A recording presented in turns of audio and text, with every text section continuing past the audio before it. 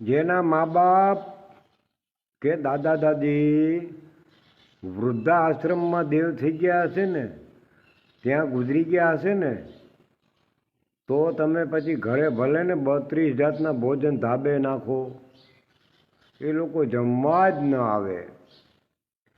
અને જેણે જેણે માતા પિતાને ઘરે સાચવ્યા છે ને,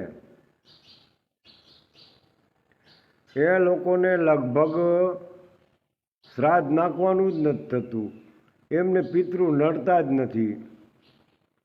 મેં અમુક દાખલા જોયા છે કે માતા પિતા ઘરે હોય અને અમુક દીકરા તો એને પાણીએ નથી પીવડાવતા, અને દેવ થઈ જાય ને, ગુજરી જાય ને, પછી મેં એમને સ્મશાનમાં જોયેલા છે, લોંદા ભરી ભરીને ઘી મોઢામાં નાખતા હોય છે.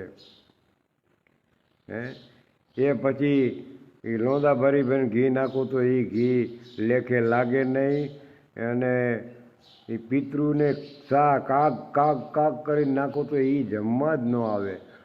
પછી દોડતા થાય ભૂવા પાસે, સાધુ પાસે, બાપુ જુઓ ને અમને શું નડે છે. એટલે કોક સાધુ કે બ્રાહ્મણ કે ગમે એ હોય રસ્તો બતાવે, તમને પિતૃ નડે છે.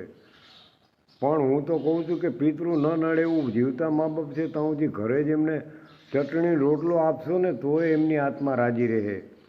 તો તમારે શ્રાદ્ધ નાખવાની જરૂર નહીં પડે કે પિતૃ નડતર નહીં થાય.